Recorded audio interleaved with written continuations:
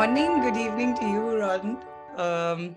Actually, while we'll start, but just before we do, I think we could use the chat box to introduce ourselves. I think everyone has their names, but maybe your name and the organization you represent would be really helpful for everyone to just understand who's in the room.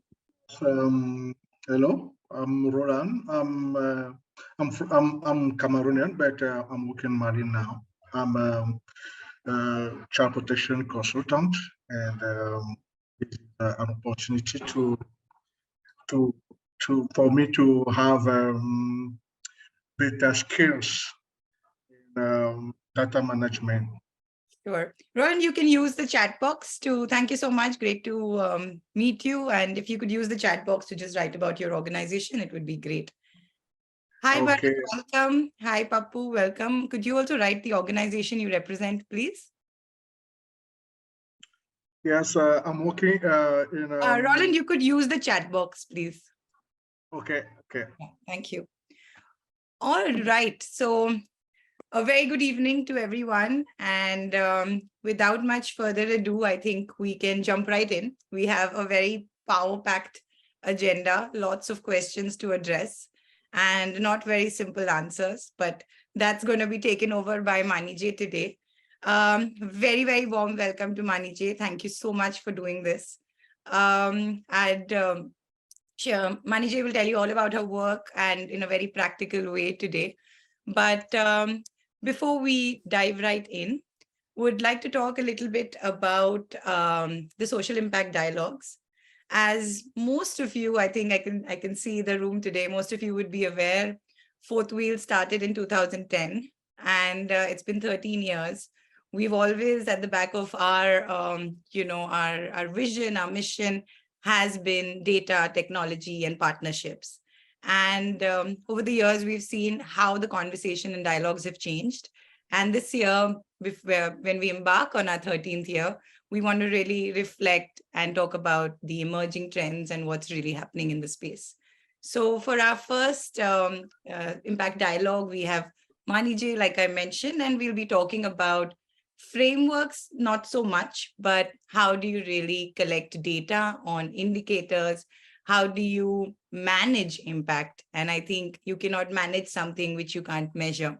So today's discussion is going to basically talk about 4 questions. Manijay, we could have the next slide, please.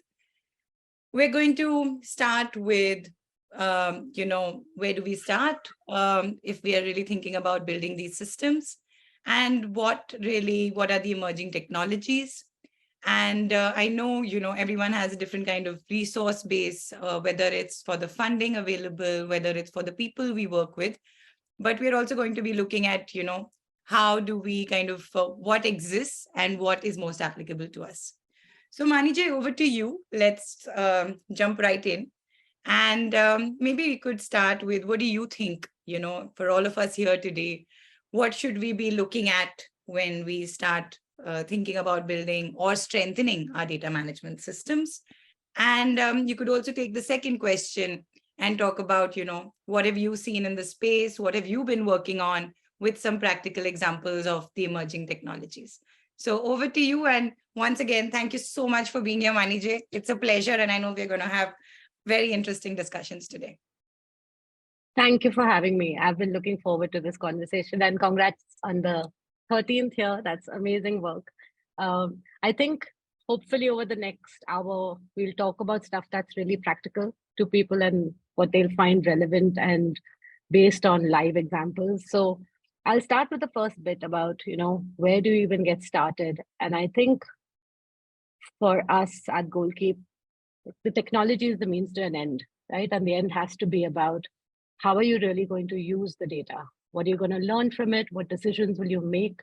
How will it really help you achieve your mission? And that should be the lens with which you approach a data management system. It's not about a system, it is really about your work and what you need to know. So it's knowledge. In our work, we look at 3 aspects. The first is really, what should you measure? So are you asking the right questions? What do you really want to know from your data? which is everything. I think it's a lot of the work you do, right? What is your theory of change? What is your log frame like? How do your outputs lead to your outcomes? What are those pieces of information that you're really interested in? I think with that lens, if you approach the next piece of how do I then access the right data, that's where your data management system comes in. And there are several pieces to it. You don't have to think of it as a monolith. You can start with how do I then collect the data? Where does it come in from? How do I store it? How do I then analyze it? How do I visualize it? And each of those pieces really, I think if you think about how you're going to then use that information to take action, you can make those decisions on where to get started. And I think the last piece that surprisingly people almost miss is how do you then get your people to use data? Yeah, it doesn't matter at what level. This is not for management. This is for everyone. So I think most often, if the people who are charged with actually gathering that information aren't the ones using it, you won't get very high quality data. So I think if you can keep the lens on what information, how will I use it, what actions will I take, what decisions will I make, then setting up a data management system becomes really easy. On the second bit of the emerging technologies, I've tried to put together 3 or 4 live cases of projects we've worked on, and I'm hoping they'll give people a sense of what is possible at various levels, and also how that information then helped. Yeah. So you shared out this blog this morning or yesterday, but these are the pieces of the puzzle of your entire landscape of data management. And there are solutions now available at pretty much every price point for various levels of users. So someone like me who does not write code can still do a lot today, a lot more than I could have done earlier. So this is our approach. Are you asking the right question? How do you then access the right data? How do you now use it to make decisions? So our first case is a really like one-man show almost organization. It was the founder with a team of volunteers. They worked on eye care. And the problem statement really was, I have all my information in patient case files with no way to make any sense of it. So really what they were looking for is how do I now understand impact and how do I then demonstrate impact? And what we did, I think this will be pretty familiar to most people, is plotted out how we expect outcomes to occur.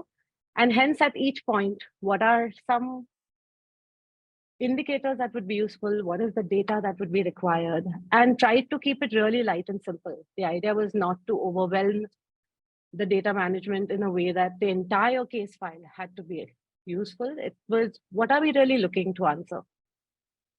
We then constructed really a simple data entry sheet where it's a Google sheet, no cost involved whatsoever. As long as you have, again, really good clarity on what you're trying to measure, you've set up drop down so that the data quality is really well controlled.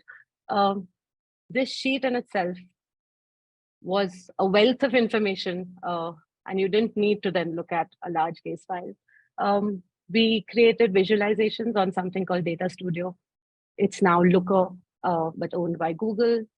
Again, free to use, open source, all of these solutions. So we often use Metabase, we use Superset. Different solutions come with different pros and cons, but they'll get the job done. So in this case, there was sort of different tabs that showed the organization where they were at. What could they do really? They could understand the complexity of cases. I think that's what they often struggle to communicate, that it's not just about one surgery. Sometimes someone has several other health conditions that really complicate it. They were able to look at why should the same treatment cost differently for me or you, depending on our, complexity of our case. They were also able to go back and negotiate with hospitals, based on, okay, in this geography, we're sending them so many patients. So what it did for the org is really help them use that information in a meaningful way. and led to a huge increase actually in funding over a two-year period, because I think they were able to now communicate that even to donors, that they have a really good sense of what we're trying to solve. The second case really is a larger organization. They're very tech-based themselves, but they were rolling out an initiative where on-ground volunteers, in this case, they were Anganwadi workers who were going to go and onboard parents to sign up for this IVR program. And the operations team was really struggling to understand the impact of this on-ground activity on registrations, because they couldn't track it, they couldn't guide people very well. So again, the problem statement for them was really, how do I know I'm meeting my targets? And I don't want to wait for a long period of time. I want to have my eye on it all the time. What we did, always start with the questions. What do you really want to know? What should you track? We laid out a data model to help us understand how the different bits of information needed to be linked in a way that would then eventually provide meaningful analysis. We built a low-code app for them. So again, this is open source. The free version has limitations, but there's a lot you can do. There is a paid version as well. And again, I think depending on what you want to collect. So in this case, no internet access, remote areas was a concern, right? Sometimes you might need a survey tool. So I think it's how do you choose your technology based on who that target audience is and what you collect. Similarly, built a dashboard. What they were, again, able to do from this is really, first of all, I think the volunteers themselves could see what their on-ground efforts were. Which Anganwadis have I been to? Which ones have I not? How many people showed up here? How many people didn't? The ops team live could monitor what was going on, reach out to people who needed help. They were able to look at what was working in an area, what wasn't working in an area. The other thing I think that was interesting is there was reimbursements as a tab built into that app. So there was an incentive even for volunteers to come to that app and use it. And, you know, these weren't people who were highly skilled in terms of technology, but very quickly learned how to navigate a really simple system. And I think that's the key. It's often sort of keeping it really easy for people to use. And this is my last example, I think, of a far more complex problem. Larger organization use Salesforce, work with many, many thousands of students, high quality data, large volumes of data, but available on multiple data sources, some in Google Sheets, some on the Salesforce system. In order to analyze, I have to bring this together. It's a manual effort. It's time consuming. There's very few people in our organization who are skilled enough to do this. One of the questions that they had was, is there a relation between student attendance to their assessment? How do these correlate? And it was very hard to answer the question because the data was in multiple sources. So a lot more technical in terms of a solution. There was a tech stack almost that was required, which needed us to bring all this data together on a data warehouse. The idea was that, can I bring the pieces that I want to analyze together in one table so that analysis can become really, really easy for anyone to do? What we eventually came up with was something like this, where different tables almost led to finally this one table that could be used. And, we were able to do not only the correlation analysis. I think what was useful about something like this was they could now follow the same pattern for almost any variable. So for a program team that's really invested in learning about that program and trying to understand what's working, what's not working. If I train my teacher, do student outcomes go up? If I start a particular intervention, do I see attendance improve? I want to be able to do that on an ongoing basis. I don't want to wait for a couple of months, because very often I think when we do that, the sense is, oh, we've changed all that now. Now things have moved on. So the timeliness of the information, I think, is really valuable. So yeah, I hope that just gives you a sense of the fact that there is a whole lot of solutions out there for different pieces of that puzzle at various price points. You don't, depending on what you are trying to solve, if you are really clear about your question, you can do it at a very low cost. If you want to invest a lot of money and you feel it's valid, then there's other things you could do as well. Sure. Thank you, Manijay. I think what I definitely like to kind of bring out to this discussion, and which you brought about a lot as well, is we don't need to ask 100 questions. We don't need a 30-page long survey. We don't need to have, the most skilled and trained people collecting our data. What we need to do is take a lean data management approach. And the lean data management, to actually select from our 100 questions, which, different people want to know different things. We need to actually, first of all, bring everyone who's going to use the data together and say, these are the 10 things I want answered, or this is the data I want because I'm going to use the data in this way. So I think, yes, to just kind of, bring it all together, it's very important to ask the right questions, like Manijay said, and come up with 4, or, 4 is a lot too. Come up with 2 or 3, key questions you want to ask or use or manage your program about. I think, Manijay, what would also be very useful maybe, and this is where I also invite the audience to please write if you have any questions, if you want any further information on any of these technologies that Manijay spoke about, please do write in the chat box and we'll try to get to them as well. Manijay, before we dive into the next question, could we go to that slide where, you've kind of given this whole, the whole value chain sort of data, so people could just quickly look at it, orient themselves to that a bit. And in the meantime, take this 2-3 minutes to also write any questions that come up. But just for, the landscape, I think it's done really well in the slide. So please do look at this and put your questions in the chat box. And Manijay can get a 2-minute respite from speaking as well. So let's take this 2 minutes as well. Thank you. Thanks, Anna. We'll get to it. I think, Manijay, you can also keep an eye out on the questions. All right. All right. Okay, I think, Manijay, shall we move to the third one? Sure. So I think the third question was around the challenges, right? I think it'll be really useful to hear from the participants of what they see as challenges. I think from our perspective, one of the main ones that we find is what you referred to.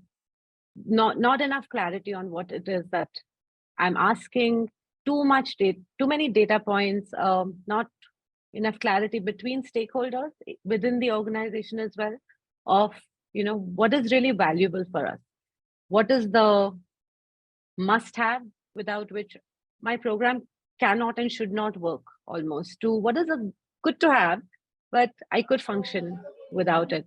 I think another piece that comes up often is data management is thought of as an afterthought, and it's not part of program design, and it needs to be.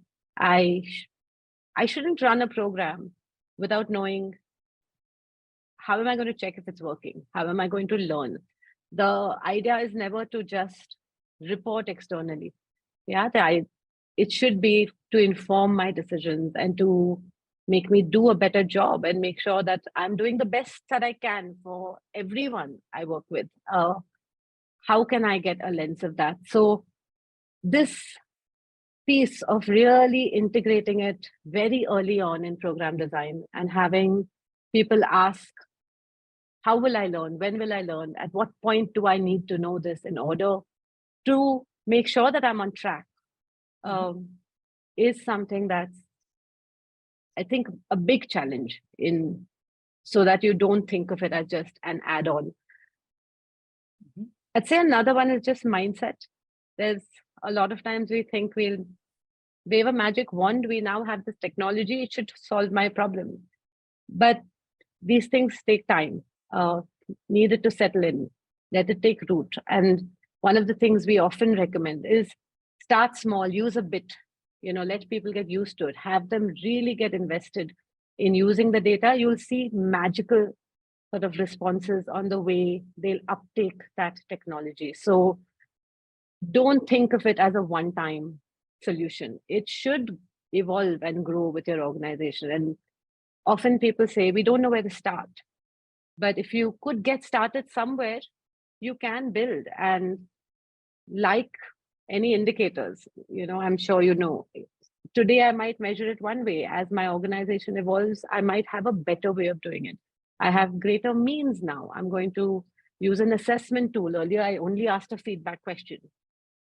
It's grown with me. Let your technology grow with you, grow with your people.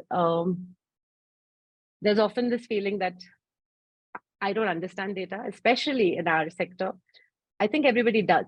Yeah, we all look at, restaurant ratings and movie ratings quite all right. So I think we should be okay to look at our own data. And if you can give it to them in a way that they can really understand it and use it, this piece of how do I then use that data can almost, go away. Sure. I think I'd like to just kind of give an example also, this incremental approach as to, so to speak. So, one of the organizations we partnered with to kind of, set up just basic, monitoring of a farmer program. So how many seeds are distributed to what farmers. So, if we would have gone all guns blazing with saying, okay, now measure, their land size, look at how much their cropping percentages, patterns are, it would have been very, very difficult. So what we kind of got the implementation teams to do was to, first just collect data on who they're reaching, at what points in time, what is the feedback. And then we actually used that data and went back to the implementation team and showed them very simple graphs. So they were like, oh, wow, over 1 year, we've managed to get so much more. Then we said, we've set this up. Now let's go and look at the cropping patterns according to seasons. So I think what you say is very right. And that way the buy-in is incremental. They see the value. We're not waiting for one impact report to come out, but they're using it. They see the value in it on an everyday basis. Plus, like you said, the skill set also grows. When you're just doing something which is very simple, you're familiar with it, you get confident that, the system doesn't become a problem. Because the system is just it's improving what you do, and then you use that system to build in a stronger data collection system. So I think I completely agree with you. There are lots of very interesting questions, some of which we do have planned for the latter half of the session. But Manija, should we probably now ask the audience participants we're going to do a quick poll, just a one question poll on the next slide. Perfect. So we're going to set up a poll. Manager, you can launch the poll about, we want to know, select one. What is your biggest challenge? So I'm sure all of you might resonate with most of the options given, but we want you to pick up the biggest challenge in setting up or strengthening. A lot of you might just have data management systems, but strengthening, data management systems in your organization. So if all of you could just select one. Manija, we have about 130 people, so I'm assuming 60% of responses, and we can share. Okay, got a lot of responses coming in. Okay, that's great. Then let's wait. Shall I give it 30 seconds more? Yes. We're at 95. Okay, then let's wait. There we go. Nice. Here are. Manija, what do you suggest? Should we bring someone in to talk about each of them for maybe 2 minutes? Does someone want to volunteer on who selected high costs and what you understand as that, and some pain points within your organization? We can have one volunteer for this one. And I think we have a question as well here by Kedareshwar. There are a few. Any volunteer on high costs? Or then Manija, you are the volunteer if you want to talk about it. Hi, I can come in. Perfect. Hi, Nidhi. Hello. Thank you for organizing this. I used to work in Unlimited India, and a former colleague recommended this webinar, so hence I'm here. I support grassroots organizations in fundraising, OD, organization development, and just how they can sustain and scale and work as an organization rather than only passion-driven founders. So, and one of the things which I'm facing is the founders don't understand why we're asking this data and how this can help them fundraise better to, international funders and bigger funders. So how can we, that's one of the things I think which can come into in terms of, they don't understand English either. Every Google form we use, we translate that in Hindi. Yes. So one of the things and that cuts across, then if they don't believe in something, they're not going to put in money into it. And if you don't do this, it's a circle, right? You don't do data management properly and show it effectively. We can't convince the funders that this is how we operate and this is the impact. So it's great the work you do, and I'm sorry I joined a bit late. I had informed the organizers, but That's fine. Keen to learn more. Perfect. Manija, do you want to take this? Talk about like how you approach this topic or the problem? Yeah, I think Nidhi, first of all, I would say the best way to do it, regardless of language, is how will they use the data themselves? Yeah. And I think everyone is keen to do better and do their work better. And especially in the sector that we're in, it's very hard to see progress. So if you can use information to really empower people, make them see a sense of progress, see how they could do things more efficiently, achieve better outcomes, who they're not able to reach. But I've always found that people really want to do well for, whatever cause they're working for. So finding that connect in information, and really, again, don't do too much. Try and keep it really simple. Let it take root. Let people really use it. You'll find that then it's not about reporting to a donor. It is really about feeling invested in what they are collecting. And I think in terms of the high cost piece, you're right. Like, what is that return on investment? Right? Is this technology going to be fundamental to the way I operate my program? I need to invest. Even if it is not, if it is part of my program design, it's going to inform my program. I need to make some, return on investment estimation in terms of what should I be investing in order to make sure I have the right knowledge to make the right decision. And like you saw, and I think I'm really pleased to see Percy is here, whose organization I shared about. That was no cost, right? Hi, Percy, at all. And it did immense wonders. Like when we met Percy, who's waving to us, everything was in his head. If you asked him a question about a patient, he could rattle off the entire history to you.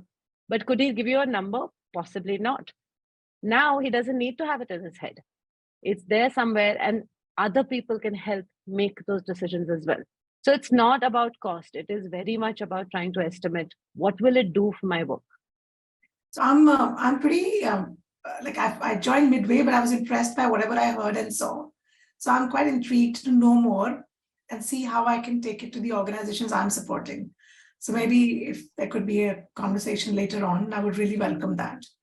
Perfect. Sure. I'd like to also kind of give some practical and like Manija, just to build on what she said. So one is when you're working, with a cohort of organizations, so when you're consulting an organization, or when, you are the driver in your organization, like let's get data. I think one is create a 1-pager or 2-pager, which outlines like the value it will bring. So one is that we'll be able to measure on these 3 things. Like Manija said, it was all in Percy's head, but we needed to know that number. Yeah.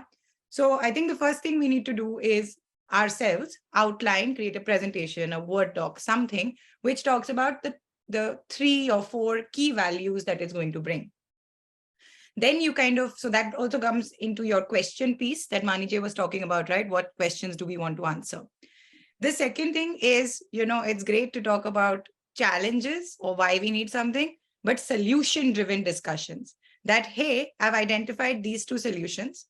You can use Google Sheets to just start off with. you can use this free version. So also talk to the leadership saying that it's not just I'm telling you do this, I'm also telling you these are the 2 things you can do to start. So I think in terms of implementation, first being, getting these 2 things done will definitely add, and then people will build on it that, oh, this data point is missing. We also need this. But I also heard about this solution. So having very solution focused, moving forward discussions rather than do we really need this is something that has also helped us personally in, our work to get through to clients as well. So thank That's you a so much fair for. point, Sharon.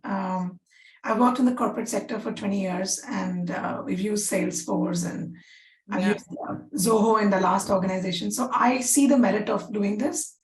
But where I am right now, we're just getting them on Google Sheets and impact indicators. So we've started that conversation. But I feel after listening and seeing what Manij's presented, we can take it to the next level. Absolutely. Yeah. All right. Great. I'm also intrigued that actually the largest percentages team has limited expertise. Yeah. And I don't know if someone wants to talk about their organization and what they're experiencing. Yeah, that's one, me. I think, suggestion. Oh, it's you and several other people. But I think I'm going to start with just saying you don't need to know it all. Yeah. You do have people who are experts, who you can reach out to. But what I think you should always be cognizant of is who in your team can you leverage, right? Who are those champions? Who are those people who do have some skills? Can I upskill them? Can I get them to train other people on my team?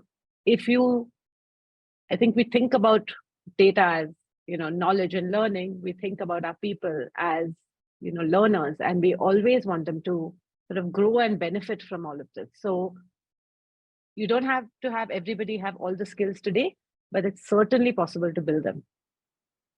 And Manijit, yes, Percy, would you like to talk about, how it's worked in your organization or what kind of challenges you face with regards to it getting institutionalized, used by your team would be, I think it would, since we have your case here, it would be great to see how it's Yeah, working sure. out. Yeah, sure. So yeah, it's worked wonders for us. And I think the bottom line, what Mani just said, was keep it very simple. People look at data as if it's some jumbled up fancy stuff. No, it's not. You need to sort it out in your head. What is important, what is not. Once you get your KPIs, your key performance indicators clear in your head, initially what we've started is a simple dashboard, which tells us, okay, these are the centers which are performing well. This is the kind of money involved. This is where we should focus on. This is what we can probably drop. And I think now we are talking about drilling down a little more and looking at specifics where you can get a little more information with the same data.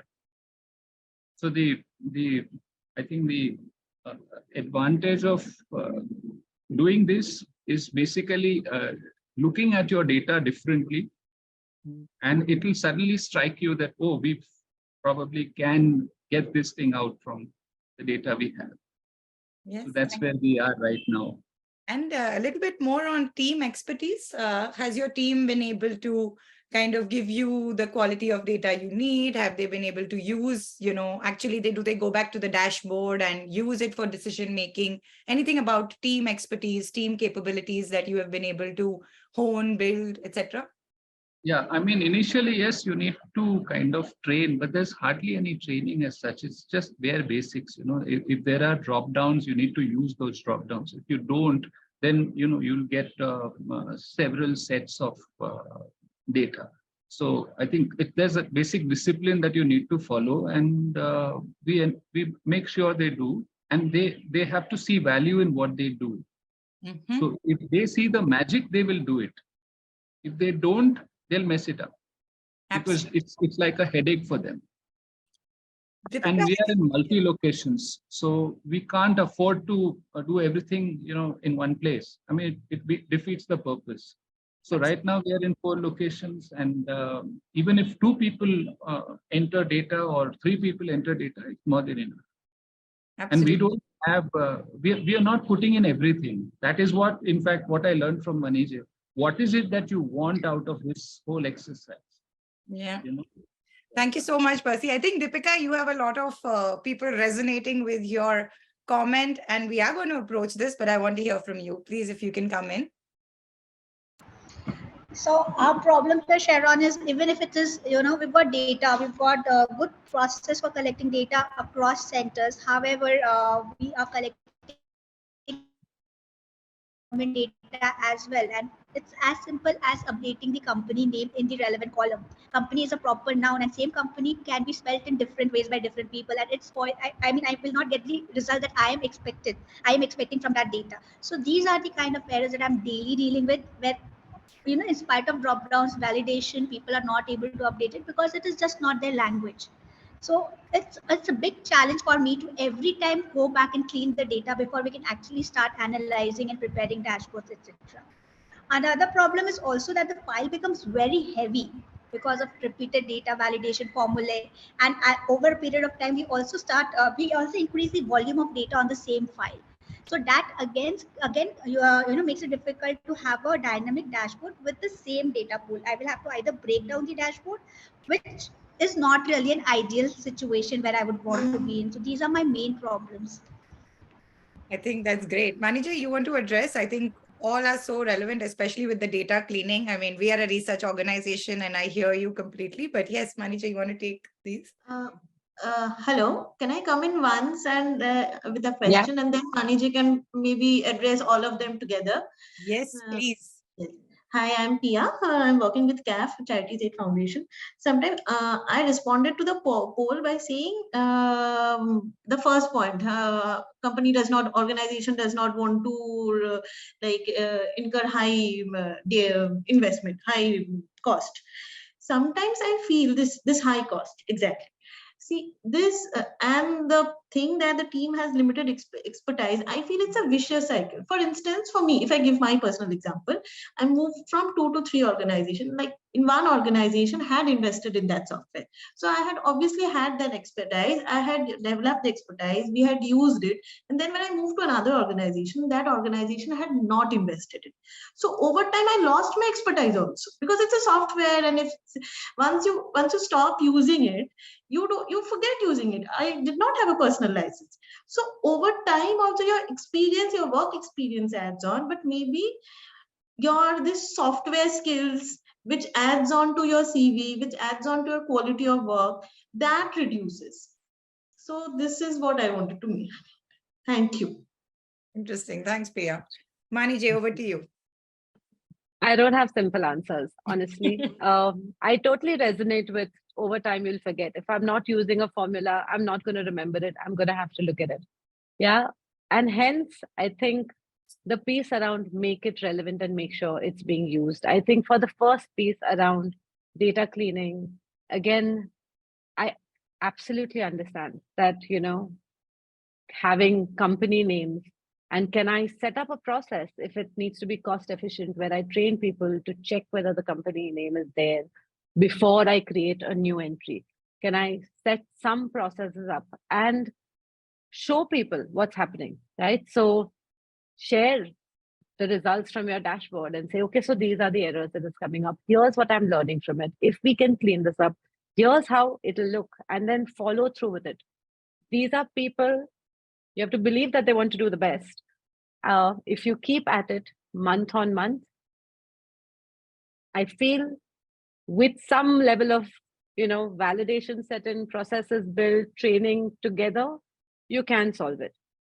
The piece around, how large those sheets get, I hear you. Like sometimes it can get really, really complex. And maybe then it is time to move to another platform for data collection, and you've outgrown using Google Sheets. You need to be able to estimate what is the right time to do it. But I think if you can really get your organization invested in using that data while it is on the Google Sheet, you'll find that the sell of now I need a better system because I've outgrown this is really easy.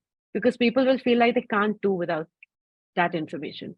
So I think whatever piece you are maintaining, if you can use it to the best possible way, you'll find that that next step and migrating that data to a new system may not be as complicated as you think. And again, don't do it all. Start with a piece and see how it catches on.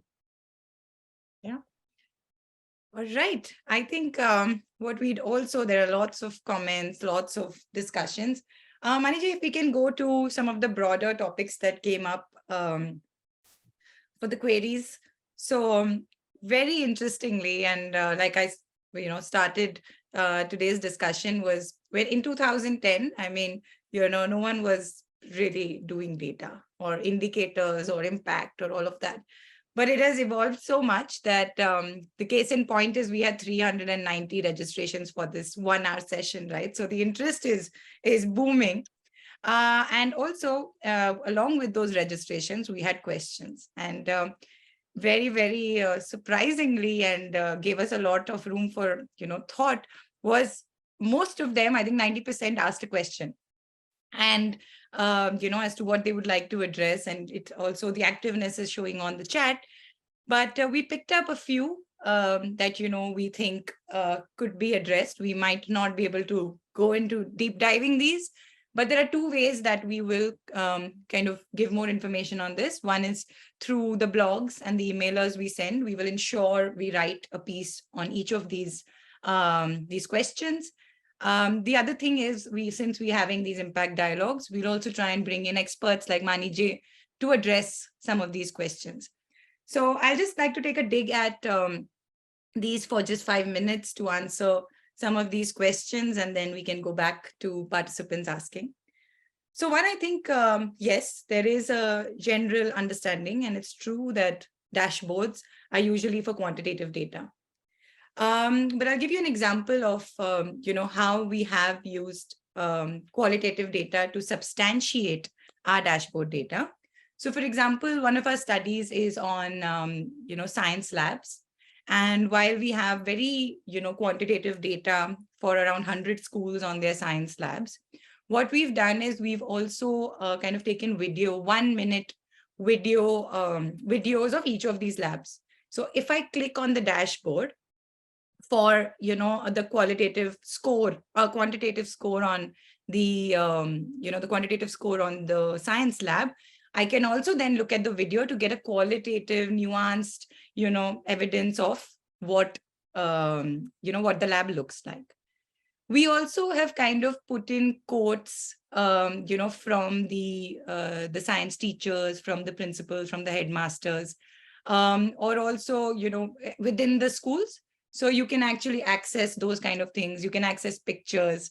So, normally what we do is we have, say, 100 science labs. We have them in folders of each state. Each school has a folder, then you click and you can see the pictures. So actually, data management systems can help you organize a lot of that as well. There are a lot of specific questions on, testimonials, etc. But I think if you do it right, you can integrate qualitative very well with quantitative. In terms of AI technologies and application, we are still at Fourth Wheel, I'm sure at Goalkeep as well. We're still trying to understand this better. But what I can tell you is it's made all of our lives much, much easier. When it comes to, earlier, if I had to kind of do a literature review on, say, youth empowerment, it would take me a really long time because I'm trying to get the right papers in place. I'm trying to understand the right authors. Here in, I can literally just use ChatGPT and at least start somewhere. I'm not saying you're going to get everything, but I think just getting, a bunch of information in very limited time. When it comes to indicators, when it comes to, simple, like, how do I frame the question in a Likert? There's a lot that you can get from these. So I'm going to stop here, but use it. For those of you who aren't, I would highly recommend. It's going to make your job much easier, at least to start thinking. I think, Mani J, too much of my voice. Why don't you take 3? And no, I was going to say, even with the one is very relevant to the three as well. I think with the pieces that I said of your data management system, whether it's collection or storage or visualization reporting, the data quality, the data security are all very relevant, including when you start to use qualitative data. One thing I will say about qualitative data, though, is it's hard to use in terms of analysis. So again, keep the purpose in mind when you're collecting. Do I really want all of that? I've often seen, I think, organizations use qualitative case studies which talk about outliers rather than as a means of really talking about, like, how can I give you a really nuanced understanding of my problem, of my solution, rather than how can I present like a really extreme case. So I think through, again, qualitative data, whether it's FGDs, interviews, they're time consuming, they're intensive, they require a lot of training to conduct these well. So invest also in how you will gather this information so that can really be meaningful and be useful rather than just add to my bit of data that I now need to manage and store. And a lot of organizations, I think, are beginning to definitely think about the security and, governance, what's okay to share out, what's not. I think a lot of organizations have a hard time negotiating with donors as well of what is okay for me to say I will not share with you. Can I have that conversation about why I'm not going to keep certain types of data? And it probably goes back to how are you going to use it? Is it really meaningful for you to use it? Then you could look at investing in it. Maniji, what about 4? I mean, you've been doing this a long time. I think it was a very creative question, actually. So, I mean, I know we've built on a lot of these things, but if one thing, I mean, focus on the people.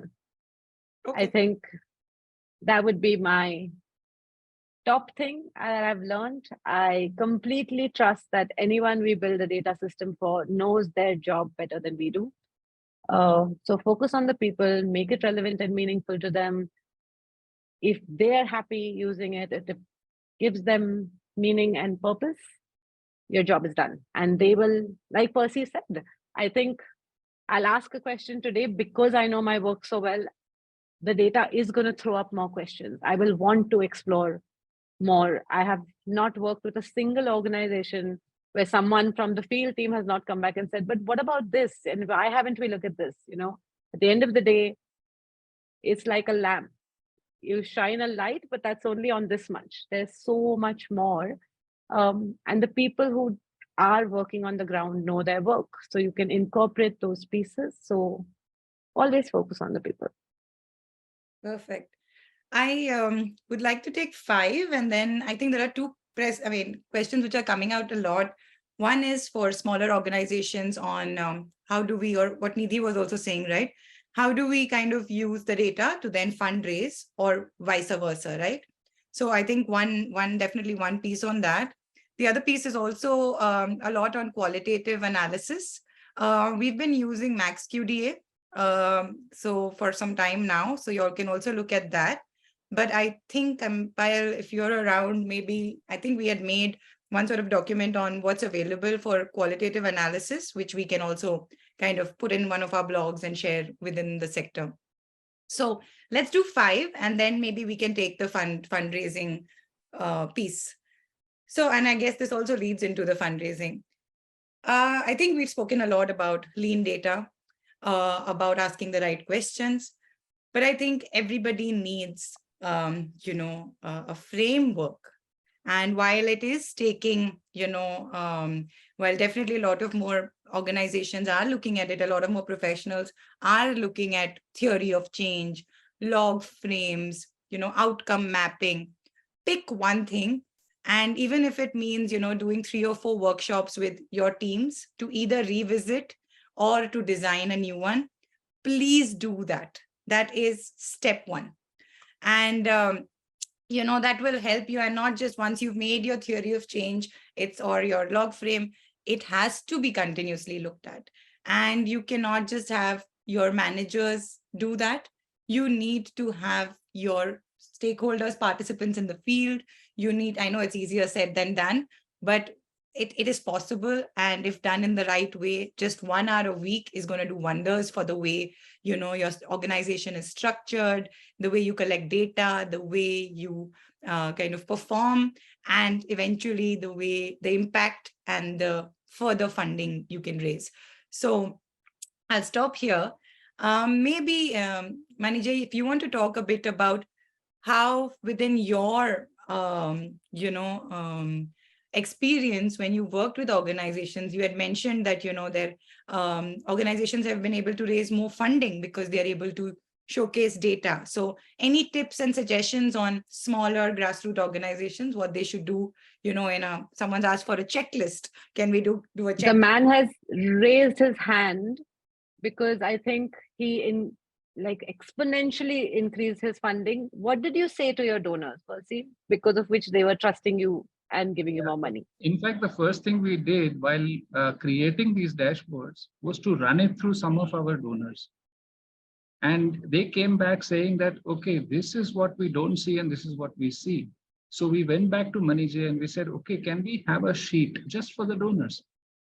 And I think that is what really worked. Because in simple terms, what does it mean? What we work with very technical stuff. Okay, terms that are difficult to understand. It's a medical term, and they would say, "Kuch samajh mein nahi aa raha hai. Kya hai? What is it that you guys are doing?" So we had to bring it down to absolute, the brick and mortar model, where people would relate to it, understand it, and then they would say, "Ha, theek hai, this is fine." And then, of course, we had a kind of a pie chart and we gave some explanation there, but one sheet in that dashboard was created by the donors themselves. That's amazing. I think that's such a nice practical tip and so easy, to do, at least to implement or start thinking about. I think that's amazing. And actually, if you could actually not just have your donors, you could actually go back to your learners or go back to your implementation team or go back to different stakeholders and what and how are they going to use that 3 or 4 or 5 things that they actually need. I think it's a brilliant suggestion, and I think it's a use case example actually. And usually people ask these questions, okay, that what is, if it's a multi-centered program that you're running, an effort that you're running, then where are those centers? What are those centers? So we had one sheet just for that and see what kind of performance they do. And there are other sheets which are equally more specific. There is one sheet which is basically the heart and soul of the organization. So it's easier for us to explain. It's easier for others to connect. Absolutely. Yes. So I think we have, Kritika, I think, yes, it is the, main aspect of what we're here to do together in terms of a checklist. I think get your people together, ask the questions, why you want to collect data. Definitely try and build out an indicator framework, some sort of, what are the things you want to measure. I think these could be the first 3 things you could start with, build in organizational management. But I think we have room for 1 or 2 more questions. So would love to hear from the audience. I'll also add to the checklist piece, Kritika. One of the things that we do really often when we list out our key questions is we start with really the entire wish list, and it could be 50 questions. And then we start to really organize it in terms of what is my data source? What is the priority of this question, and then we zoom in on the ones that are really high priority. And we ask ourselves, what action will you take?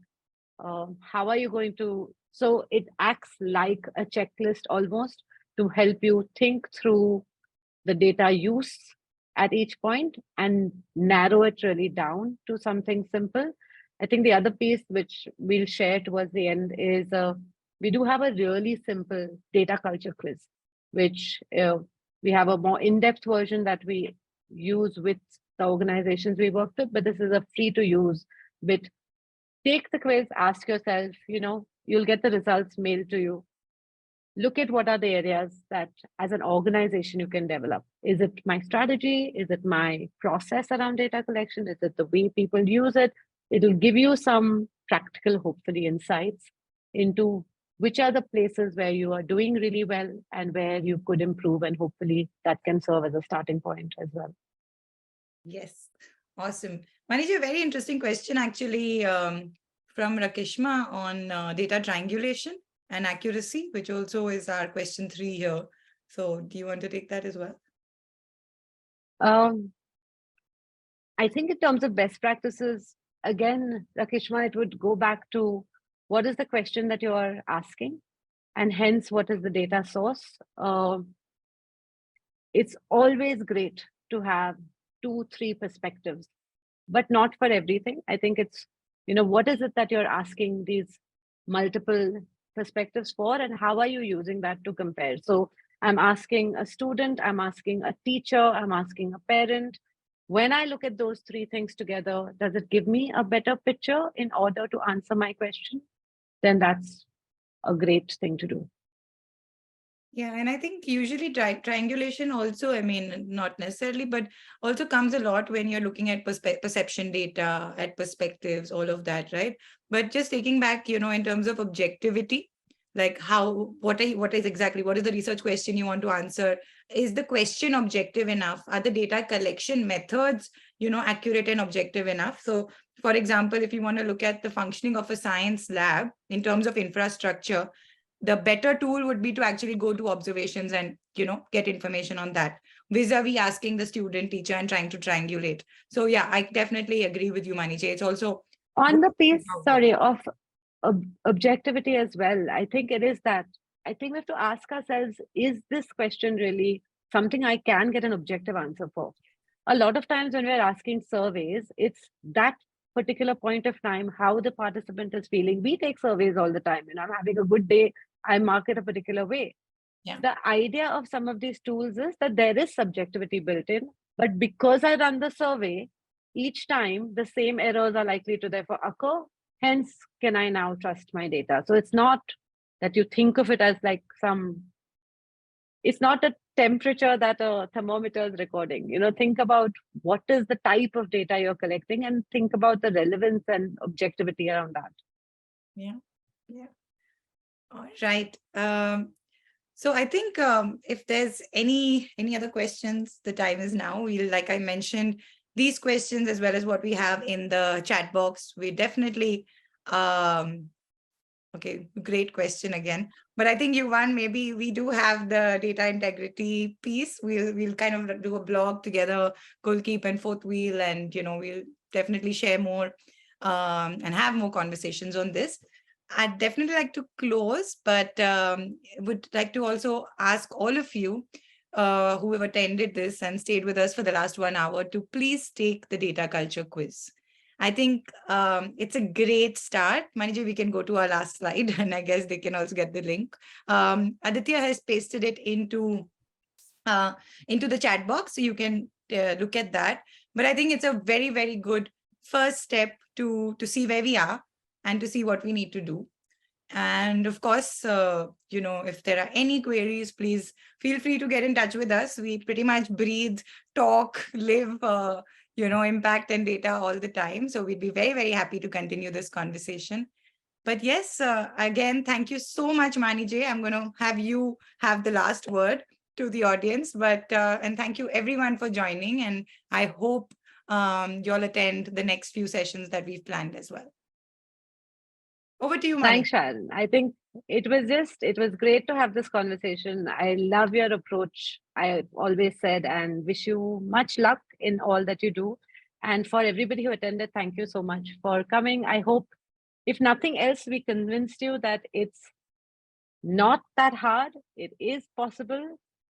Go ahead and get started. There will be people who will be cheering you. Yes, and thank you, Percy, for your, you were like our testimonial to this session. So yes, thank you so much, and to everybody else who was so engaging, and hope to see all of you again soon. Thank you. Bye bye. Bye bye.